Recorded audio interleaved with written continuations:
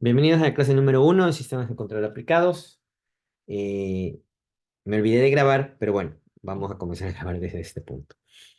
Entonces, luego de ver estos de ejemplos de ocurrencias de sistemas de control en la vida diaria, ¿no? De los seres humanos, y no solo de los seres humanos, sino de la naturaleza en general, vamos a ver por qué utilizamos sistemas de control, ¿no? Y aquí voy a citar una frase célebre que me gusta muchísimo de los hermanos Wright, que son los que inventaron básicamente el avión, ¿no es cierto? El avión que ahora se utiliza de manera tan generalizada para transportarnos, ¿no?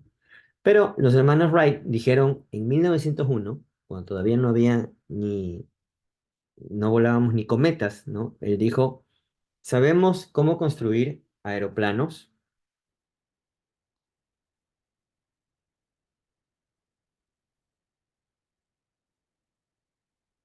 sabemos cómo construir motores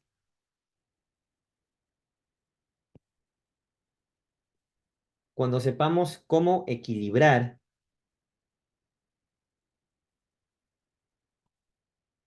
y maniobrar,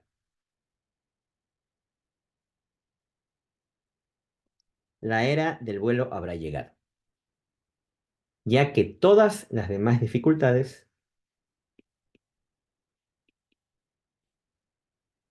son de menos importancia o de menor importancia.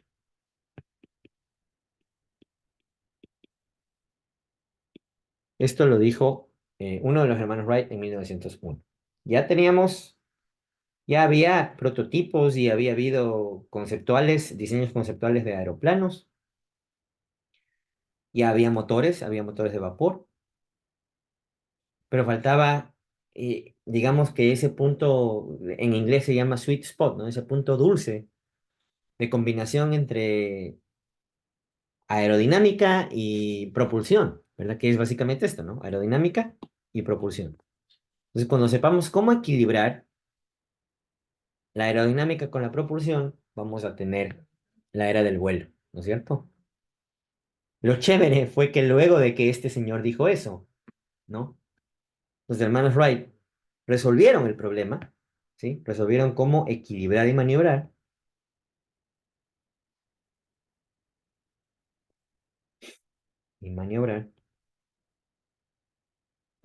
un aeroplano y volaron el Kitty Hawk. eh, Fue el primer vuelo autónomo que duró más de un minuto, el 17 de diciembre de 1903. Y lo demás es historia, ¿verdad? Entonces, ellos resolvieron un problema de control, básicamente, ¿sí? Resolvieron un problema de por qué era inestable antes y por qué es estable ahora el avión y no se cae o no se va para arriba, ¿no? Simplemente porque se resolvió ese problema de control, ¿sí?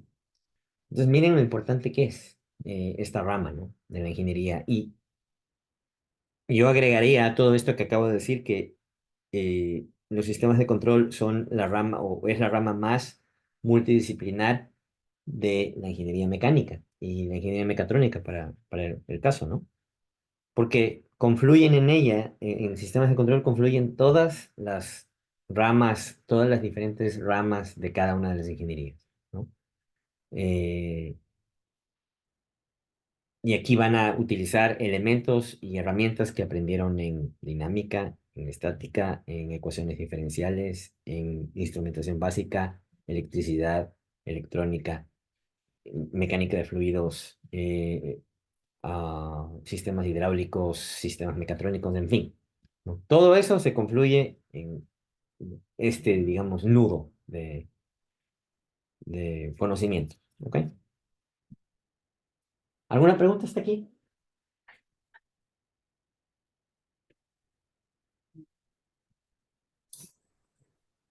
¿En qué se basa? Sistemas de control es prácticamente unificar todo para crear un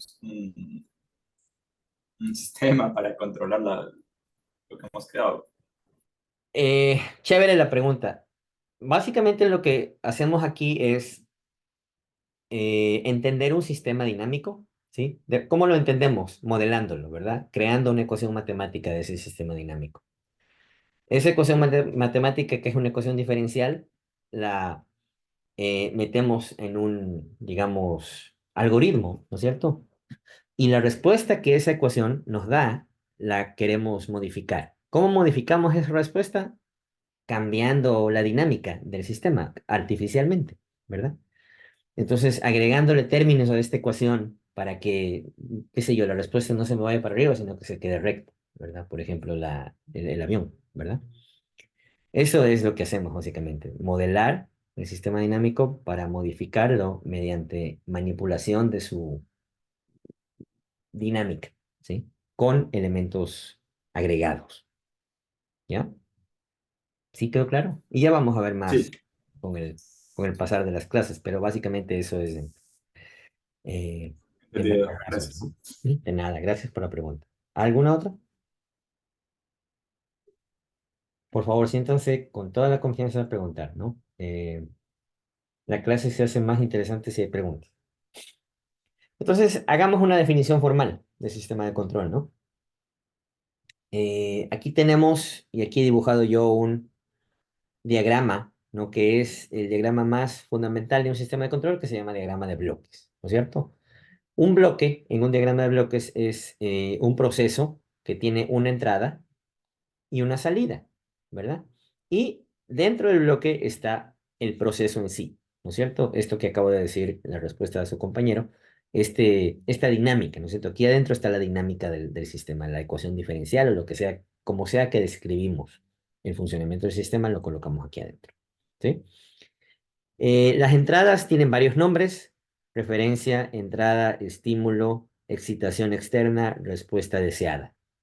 ¿Sí? Cualquiera de estos puede ser utilizada indistintamente, ¿verdad? Y las salidas de igual forma tienen diferentes nombres: salida, respuesta, respuesta lograda, ¿sí? Comportamiento también podría ser, ¿no? Comportamiento, no lo sé, pongámosle comportamiento. En inglés suena más bonito porque es behavior, ¿ok? Entonces, ¿qué es un sistema de control? Es un conjunto de sistemas de subsistemas y procesos, ¿no? Subsistemas y procesos llamados también plantas. ¿Por qué se llaman plantas? Como una planta industrial, ¿verdad? En una planta industrial hay un proceso de manufactura, por eso se llama planta. Entonces, un sistema de control consiste de subsistemas y procesos que también se llaman plantas, que están interconectados entre sí con el propósito de obtener una salida deseada, ¿no? Que es como lo definió su compañero Gabriel cuando intervino a la primera intervención. Una salida deseada con un rendimiento óptimo. Esto es importante, ¿no? No cualquier salida, una salida deseada con un rendimiento óptimo. ¿Ok? A partir de una entrada específica, ¿sí? Eh, entonces, este de aquí es como que la definición formal, ¿no? Esto de aquí lo van a encontrar en cualquier libro de control, algo parecido, ¿verdad? Con diferentes palabras, pero el espíritu de la definición va a ser similar, ¿sí? Entonces veamos un ejemplo motivador, un ejemplo súper sencillo que está en el libro, ¿no? Está en el libro del profe Nis y me parece súper chévere porque eh, es un ejemplo de ingeniería, pero es algo que utilizamos todos los días, ¿verdad? Un ascensor utilizamos todos los días, sobre todo si vamos a algún edificio en el centro o lo que sea. Un ascensor es lo más común del mundo, ¿verdad? Pero es un sistema de control importante y complicado, ¿no? O sea, no es tan intuitivo, ¿no? Entonces, por ejemplo, un ascensor, ¿no? En un ascensor, ¿cuál va a ser mi planta? ¿Cuál va a ser mi proceso? Mi proceso va a ser la posición del ascensor, la posición del, digamos, del prisma en donde nos metemos la gente para subir y bajar. Eso tiene una forma prismática, ¿verdad? Nosotros entramos al prisma, la posición de ese prisma va a ser lo que yo quiero controlar, básicamente, ¿no? La entrada a este sistema va a ser el botón que yo aplasto, ¿verdad? Esta es la posición deseada. Yo quiero ir al cuarto piso, aplasto el botón número 4, ¿sí? Y la salida ¿Qué pasa? No sé si ustedes han notado cuando van a un edificio y sobre todo si el ascensor es viejo, ¿no? Eh, el ascensor no para pues exactamente ras con ras, ¿no? En el piso, ¿verdad? Sino que se queda un poquito más alto, se queda un poquito más abajo, ¿verdad? Y hay como que uno tiene que subir la grada o bajar la grada. Normalmente si el ascensor es moderno no pasa, pero si el ascensor ya es viejito, a veces sí pasa, ¿no es cierto? Entonces la salida del ascensor va a ser, digamos, cuarto piso más 2 milímetros, más o menos 2 milímetros va a estar ahí la diferencia, ¿no? O sea, no va a ser exacto lo que yo le pido, se va a pasar o se va a quedar corto en 2 milímetros, ¿verdad? Entonces, esta de aquí va a ser la posición lograda del ascensor. Lo que yo le pedí es una cosa que fue cuarto piso y lo que el man me va a entregar es una cosa parecida, pero no exactamente lo que yo le pedí, ¿sí? Entonces, en este caso, yo voy a controlar por dos razones o por dos variables mi planta, mi proceso, ¿no? La primera va a ser la respuesta transiente y ya vamos a ver más adelante esto en más detalle, pero esto simplemente como un ejemplo general, ¿no? La respuesta transiente. Y esto de aquí lo controlo porque yo necesito brindar confort y paciencia, o más bien dicho, porque yo quiero cuidar el confort y la paciencia de los usuarios, ¿sí? ¿A qué me refiero con respuesta transiente? ¿Cómo cambia el sistema de cuando está en su posición inicial a su posición final? ¿Ya? Si cambia muy rápido o si cambia muy lento y se demora, ¿sí? Si cambia muy rápido, o sea, si va muy rápido del piso cero o de la planta baja al cuarto piso, ¿no? Yo voy a incomodar a los usuarios, les voy a hacer asustar, voy a hacer gritar a las señoras mayorcitas, ¿verdad? Porque la aceleración es muy fuerte, ¿no es cierto? Entonces yo no puedo meterle una velocidad o una aceleración muy grande para llegar rápido, ¿verdad? Tengo que cuidar esa variable de confort. Ahora, si yo lo hago muy lento para que la señora mayorcita no se asuste, me voy a demorar un minuto en subir 4 pisos. Entonces, quién tiene un minuto para perder en subir 4 pisos? Nadie, ¿verdad? La gente va a estar impaciente y se van a morir de iras de que se demoró tanto ese ascensor, ¿verdad? Entonces tengo que lograr un punto intermedio, de nuevo, el sweet spot, ¿no? Digamos, la combinación dulce para que el ascensor suba de manera suave, sin sobresaltar a los usuarios, pero también de manera rápida al mismo tiempo. ¿Ok? Entonces, esa es la primera razón. Y la segunda, que es importante, es el error final o de estado estable, ¿no? El error final. ¿Qué es esto de aquí? La posición final a que llegue el ascensor tiene que ser decentemente cerca a la posición que yo necesito que esté para que la señora mayorcita, que no se asustó porque el ascensor subió bien, bien despacito, pero rápido, tampoco se murió de las iras porque se demoró, no se vaya de cabeza tropezándose al salir del ascensor porque había una grada de 10 centímetros, ¿verdad? Entonces, estas dos razones son las cuales, las que yo tengo que cuidar al momento de diseñar este sistema de control del ascensor, ¿sí? Sí queda claro esta primera, digamos, este primer ejemplo de un sistema de control real, de por qué se controla y cuáles serían las variables de control y la entrada y la salida, ¿sí? Yo tengo una pregunta. Con gusto, dime. ¿Qué otro tipo de control le puede, o sea, son solo dos tipos de controles que le puede aplicar o le puede aplicar otro O más? sea, puede haber muchos sistemas de control. De hecho, en un sistema de ingeniería hay muchísimos sistemas de control, ¿no? Por ejemplo, en el carro tienes el sistema de control de combustible, tienes el sistema de eléctrico, de Calefacción. generación eléctrica, tienes el sistema de velocidad de crucero, tienes el sistema de aire acondicionado, tienes el sistema de dirección hidráulica, tienes el sistema de, si es que es un sistema activo, el sistema de suspensión, en fin. En el carro nomás hay como unos 50 sistemas, ¿verdad? Aquí en este ejemplo yo simplemente puse los dos que a mí, para este problema, me interesaba controlar. ¿ya? Puede haber otros en el mismo sensor, puede haber, a ver, puede haber velocidad, ¿no es cierto? Puede haber control de velocidad, puede haber control de aceleración para que este proceso de aceleración no sea tan súbito, ¿no? Y el de frenado no sea tan súbito, sino que sea suave. Y aquí se maximice la velocidad, o sea que como que empiece suave, vaya súper rápido con una pendiente mayor, pero también se detenga suave, en fin. Puede haber muchos. El de admisión de peso también debe, creo que hay. El de detección de peso, dices. Sí, También, sí, es un sistema de seguridad.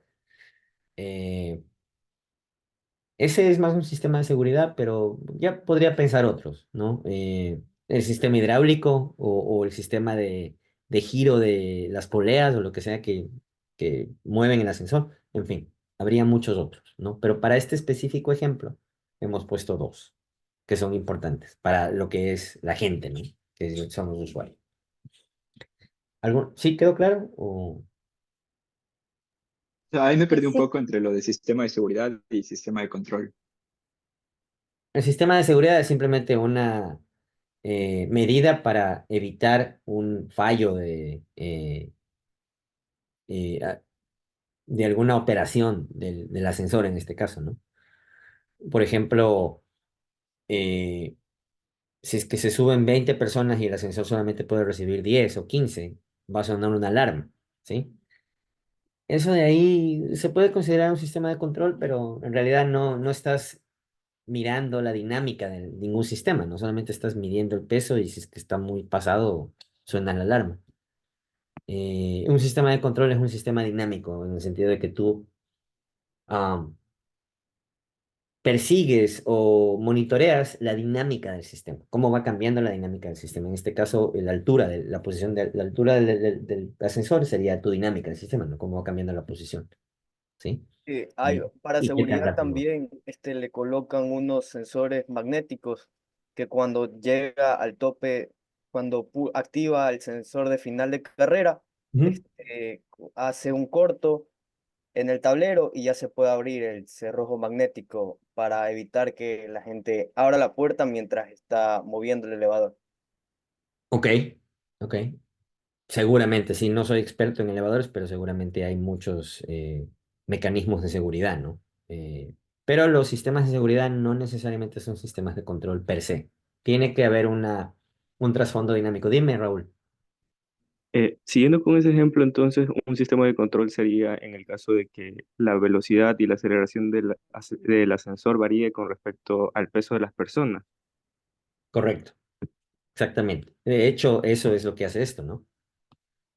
Eso es lo que hace esto, o sea, maximiza el tiempo de elevar, de subir tomando en cuenta el peso de las personas, porque la masa de tu sistema va a cambiar, ¿no? Ahí hay una perturbación, o sea, no es lo mismo que tengas un flaco que 20 gordos en el ascensor, ¿verdad? Vas a tener una masa diferente. Pero el ascensor tiene, o el sistema de control tiene que ser capaz de encontrar este punto, este punto dulce de subir rápido y con comodidad en la masa que tiene, ¿no? Entonces sí, ahí hay un ejemplo. De hecho, eso es más una perturbación, pero, o sea, es justamente lo que estamos controlando. Vamos con otro ejemplo para ver si queda más claro, ¿no? Y este es el clásico control de temperatura del cuarto. Ustedes son expertos y muy familiarizados con los aires acondicionados, ¿no es cierto? Y es un sistema de control clásico, ¿verdad? Sistema de control lazo cerrado, retroalimentado clásico, ¿no es cierto? Tenemos el termostato, que es básicamente el sensor actuador, ¿no es cierto? Que al que yo le digo cuál es la temperatura que yo quiero. Yo le pongo con el control remoto del aire, le pongo quiero a 16, ¿verdad? Porque normalmente a ustedes les gusta es morirse de frío, 16 grados centígrados, que es lo mínimo, ¿verdad? Entonces, ¿qué es lo que hace el termostato? Si es que yo estoy, eh, esta es mi temperatura de referencia, voy a poner aquí 16 grados, ¿no? No le hagan mucho caso a este eje de aquí, porque eso está para eh, el mercado de Estados Unidos, que es en Fahrenheit, y ustedes le ponen a 16. eh, Entonces, claro, ah,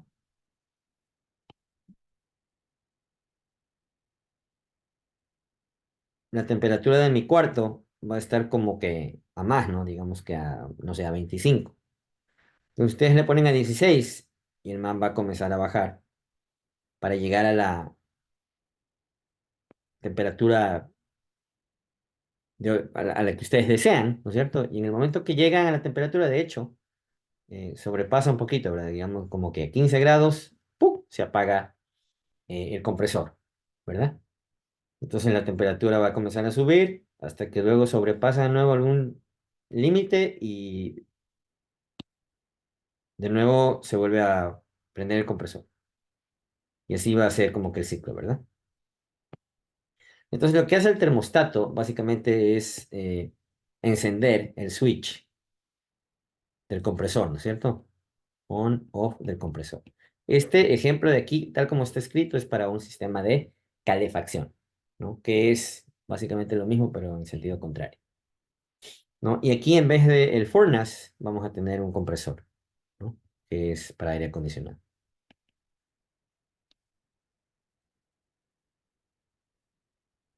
¿sí?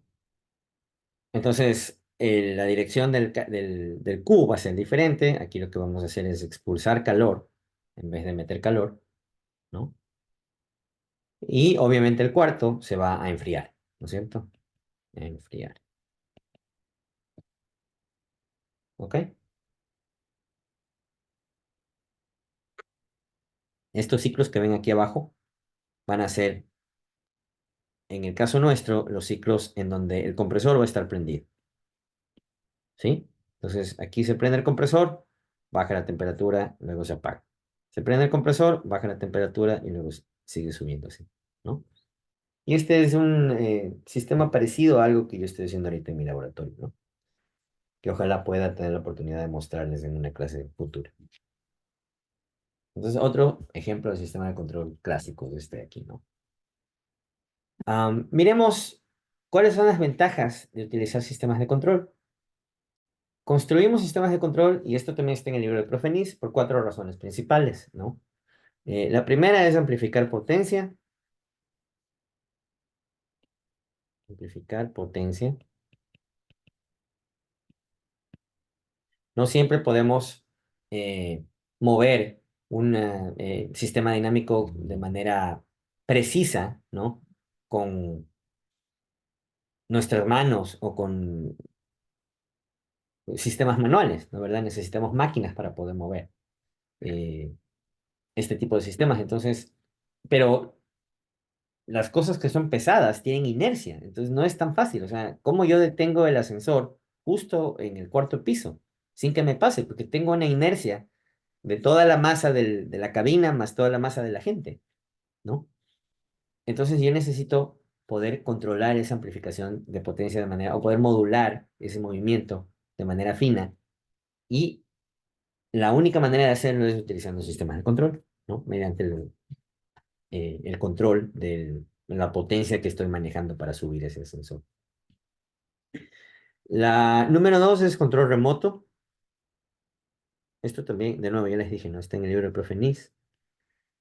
Eh, si necesitamos hacer inspecciones en esta planta de Chernobyl que está radioactiva, no hay cómo hacerlo de manera presencial, ¿no? Ningún humano puede entrar ahí, entonces lo que se hace es que se mantiene eso cerrado y entra un robot a hacer una inspección. O, por último, el Mars Rover, el que está explorando Marte, también es un clásico sistema de control que está siendo operado de manera remota, ¿verdad? La tercera es la conveniencia de la entrada. Conveniencia de la entrada. Esto se refiere a que yo le meto a un sistema de control una entrada que yo puedo manejar, por ejemplo, una voltaje, ¿no? Y el sistema de control me va a dar como salida eh,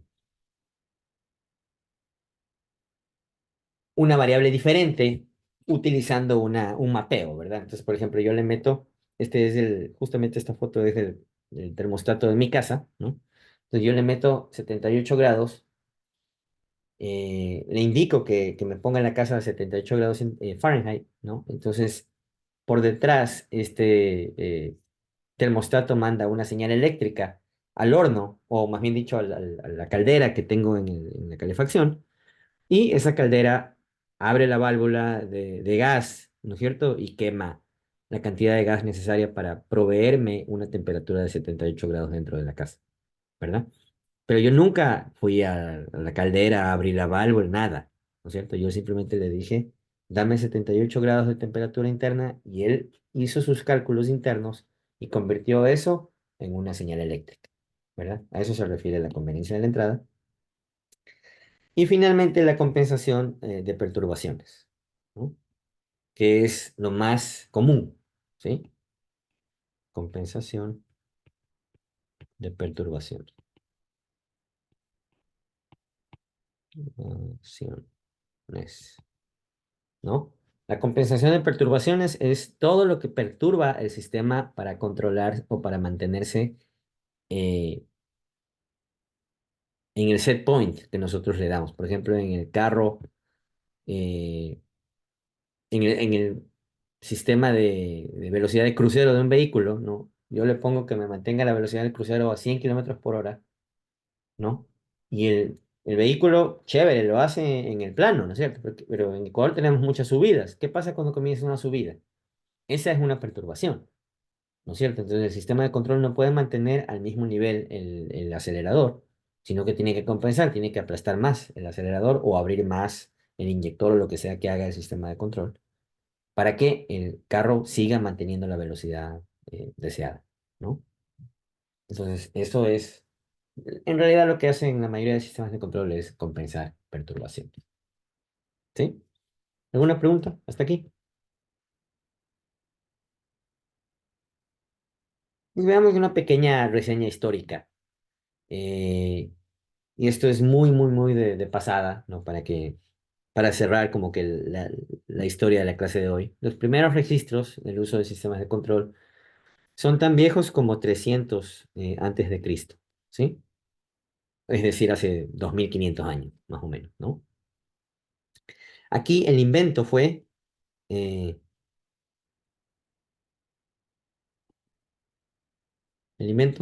un reloj de agua, un reloj de agua que se llamaba clepsidra, ¿no? En una ciudad que se llamaba Tesibios, ¿sí? En Grecia. Y básicamente lo que hace este dispositivo es que regula el paso de agua, ¿no? Por aquí viene agua, por esta tubería, ¿no? Y esta agua va llenando este tanque, ¿no es cierto? Y en este tanque hay una boya, y en esta boya había un indicador que iba indicando la hora del día o el paso del tiempo con respecto a si iba llenando el tanque, ¿verdad? Pero para poder tener una medida uniforme y homogénea del tiempo, necesitábamos regular que este flujo de aquí sea constante todo el tiempo, ¿ya? Obviamente el experimento es un poco más complicado, este es un diagrama bastante simplificado, pero la idea es que se regule el flujo que cae por aquí a través de, si ustedes notan aquí hay como un pequeño corcho, ¿no es cierto? Entonces este corcho es un flotador en un tanque secundario, ¿verdad? Entonces, el nivel de agua de este tanque secundario se regula mediante este flotador que tapa la entrada de agua, ¿no? Para mantenerlo siempre en un nivel constante y que esta salida de aquí sea constante. Y de esa manera, lo que hacemos es asegurar que el crecimiento de este nivel sea constante y la indicación de la hora en esta escala de hora sea también más cercana al valor real de paso del tiempo, ¿sí? El segundo fue un termostato, el primer termostato que se inventó o que se desarrolló, digamos, industrialmente, ya fue en 1620 por un inventor, creo que era no sueco, era escocés, apellido Drebbel, ¿sí? El invento aquí fue el control de temperatura, ¿ok? Para un incubador de huevos. Entonces aquí lo que hacíamos era, por aquí calentábamos o metíamos el fuego, ¿no es cierto? El fuego controlado. eh, y aquí lo que había era un sensor de temperatura con mercurio, ¿no es cierto? Un sensor de temperatura con mercurio. Entonces, ustedes saben que el mercurio hasta hace no mucho se usaba para medir temperatura en hospitales, ¿no es cierto? El termómetro este que era como la plumita de vidrio tenía mercurio adentro. El mercurio con la temperatura se expande y ocupa más volumen. Similar, principio aquí, ocupaba más volumen y hacía que este eh, flotador suba, ¿no? Cerrando la válvula y ahogando un poco el fuego, ¿verdad? Entonces ahogaba el fuego y si es que ya bajaba la temperatura, bajaba la válvula, ¿no? ¿Verdad? Se abría el damper, entraba más aire y el fuego se avivaba, ¿sí? Ese era el principio aquí. Y digamos como que el más importante o el más formal que prácticamente inició la revolución industrial es el regulador de vapor de Watt, ¿sí? El regulador de vapor. Aquí el invento fue el control de velocidad de giro de Watt. Y aquí básicamente lo que hace este mecanismo es, tiene dos pesos, ¿no es cierto? Que se abren hacia arriba conforme esto va girando, ¿no? Entonces, si esto gira más rápido, si este mecanismo de aquí gira más rápido, estas, digamos, pesos se abren, ¿verdad? Y al abrirse, suben aquí una válvula que cierra el paso de vapor y el motor de vapor trabaja a menor revolución y en el caso de que ya se regula la velocidad del motor, estas bolitas vuelven a bajar y se abre el paso de vapor. ¿Sí? Esos son los tres como que más importantes desarrollos um, en forma de inventos o en forma de desarrollos de ingeniería. ¿Sí? Y aquí hay algunos, yo les llamo superhéroes académicos, ¿no? Porque son gente que realmente hicieron un aporte importante al área de control y que sus descubrimientos y desarrollos ahora son parte fundamental del estudio de control. O sea, estas personas son gente común y corriente, bueno, algunos eran académicos, profesores, investigadores, pero algunos otros eran gente común y corriente que hacían su trabajo y eran curiosos, ¿no? Y desarrollaron cosas súper valiosas para la industria o la industrialización de los sistemas de control. Entonces, vamos a ponerles nombre, ¿no? Y vamos a tratar de um, acordarnos de ellos de una manera agradecida, por lo menos. El primero es James Clerk Maxwell, James C. Maxwell, el mismo de las ecuaciones de Maxwell, ¿verdad? Él desarrolló las ecuaciones diferenciales del gobernador. Este gobernador es el regulador de Watt, o sea, de esto de aquí. Esto lo inventó un inventor, ¿verdad? Un inventor es alguien que es técnico, que es hábil con las manos, pero que no es un académico. ¿Verdad? Entonces le funcionó y el man vacancísimo, le funcionó. Este señor le puso ecuación diferencial y le puso una descripción matemática a esa invención, ¿no? Entonces descubrió o desarrolló las ecuaciones diferenciales de este gobernador linealizadas, ¿no? Y también desarrolló los famosos diagramas de equilibrio y estabilidad que ustedes aprendieron en ecuaciones diferenciales, ¿no? La espiral estable, la espiral inestable, la silla de caballo y todas esas. Eso lo hizo este señor, ¿sí? En segundo lugar tenemos a este otro grande, ¿no? Que se llamó Edward Root. Él desarrolló el criterio de estabilidad a partir de la ecuación característica, ¿no? Ustedes se acuerdan la ecuación característica para resolver ecuaciones diferenciales. El criterio de estabilidad que utiliza esa ecuación como, como fundamento la desarrolló Edward Root. ¿Sí? La estabilidad del movimiento y las variables de estado fue desarrollado o fue propuesto por un matemático ruso que se llamó Alexander Lyapunov, ¿no? Y el nombre de él es medio conocido, yo creo, ¿no? Varios de ustedes van a sentirse familiarizados con ese nombre. Alexander Lyapunov. Varias cosas hizo este man, entre ellas la estabilidad del movimiento, variables de estado, teoremas de estabilidad, ¿no? El padre de la estabilidad y de sistemas estables es Alexander Lyapunov. Am, Harry Nyquist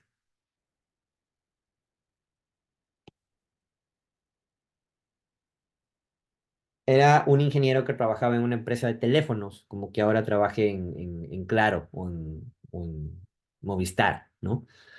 Él trabajaba en una empresa de teléfonos y desarrolló la estabilidad a partir de diagramas gráficos, ¿sí? O sea, él desarrolló maneras gráficas de ver estabilidad en un sistema y cómo mirar la respuesta a la frecuencia de un sistema. Esto es súper importante y lo vamos a ver, es todo un capítulo de este curso, ¿sí?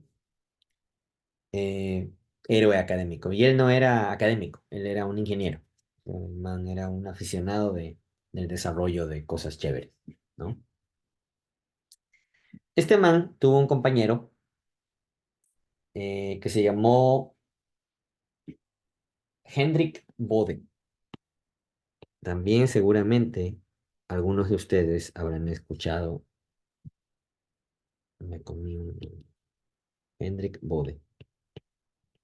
Habrán escuchado los famosos diagramas de Bode, que son diagramas asintóticos que me muestran la magnitud y la fase eh, de un sistema dinámico, ¿sí? Y eso lo vamos a ver en el segundo parcial, ¿no?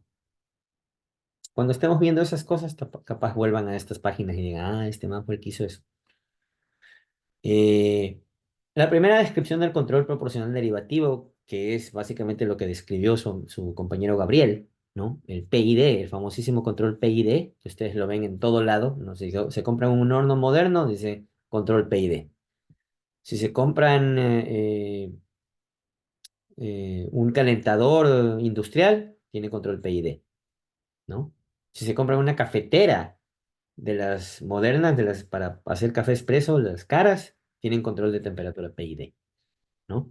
El PID es un controlador tan común que ustedes lo pueden ir a comprar en una tienda de equipo industrial y le dicen al vendedor, por favor, véndame un controlador PID y le dan una cajita. Tenga, señor.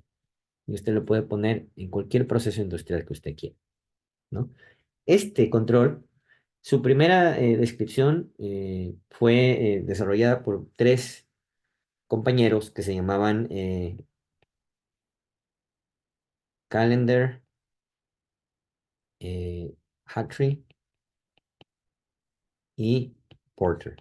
Creo que ellos eran investigadores del MIT, si no me equivoco. La técnica de seguimiento gráfico de los caminos de las raíces, este es fundamental para el estudio de sistemas de control y para ver estabilidad en sistemas, utilizando la respuesta en el tiempo de un sistema. Fue desarrollada por un ingeniero también que se llamó Walter Evans, ¿sí? Que es uno de los hitos más importantes del control clásico, ¿sí? Y finalmente, en 1950, Kalman, que era un investigador, no me acuerdo de la universidad, creo que de Caltech, pero no me acuerdo,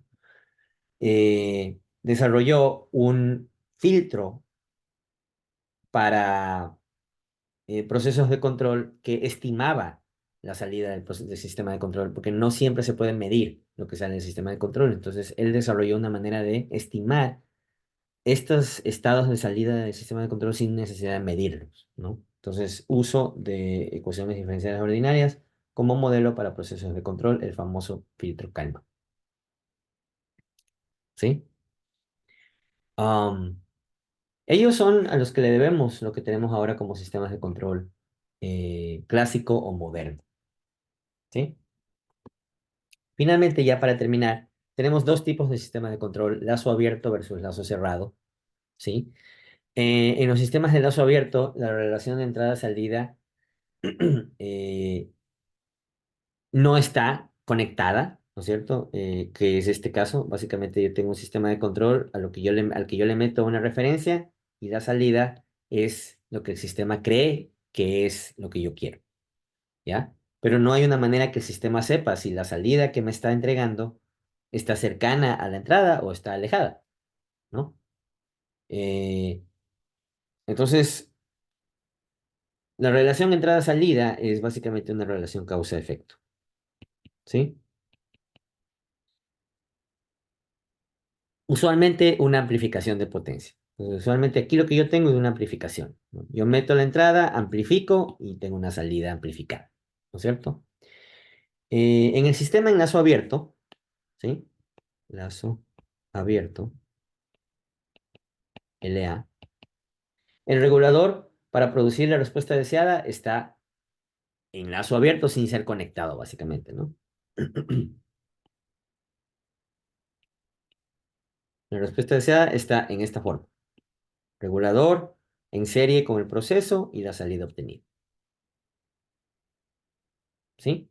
No hay ningún tipo de control. Por ejemplo, cuando ustedes utilizan el tostador de pan, ¿verdad? ¿Por qué siempre se quema el pan? Porque es un sistema en lazo abierto. Ustedes le ponen el pan, aplastan el botoncito, ahí más o menos le regulan que les guste medio café, cafecito, y si le ponen mucho, muy a la derecha, se quema, ¿verdad? Este sistema no tiene un sensor que indica, que le indica al temporizador que el pan ya está listo, ¿no? Entonces ustedes le aplastan dos veces el botón, el man dos veces tuesta el pan y lo quema, ¿no? No hay sensor, no hay un proceso en donde se mida el resultado, básicamente, ¿no? En el sistema de enlace cerrado, que se abrevia LC,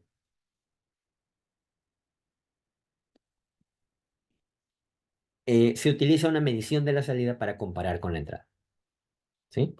Entonces, los procesos en lazo abierto son usualmente procesos temporizados, por ejemplo, el ciclo de una lavadora de ropa. Ustedes le ponen el ciclo, la man lava y pita cuando termina, pero ¿ustedes están seguros de que la ropa está verdaderamente limpia? Si le ponen una ropa súper puerca, seguramente no está limpia y tienen que volver a poner otro ciclo, ¿verdad?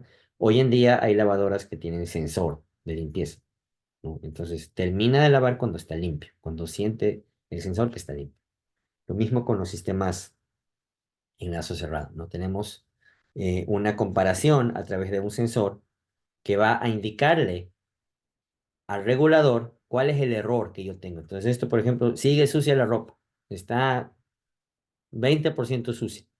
Entonces el regulador opera adicionalmente, opera un tiempo adicional para que el proceso se prolongue y se termine de limpiar o lavar la ropa, ¿sí?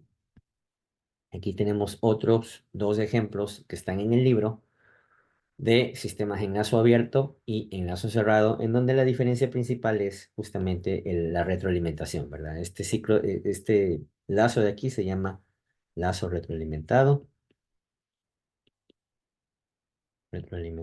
y este aquí es un lazo abierto. ¿Ok? Con esto creo que tienen suficientes herramientas para camellar la tarea número uno, al menos las primeras preguntas. ¿Ok? ¿Alguna pregunta final? O sea, la única diferencia es que el lazo retroalimentado ve si es que necesita volver a hacer el ciclo, ¿verdad?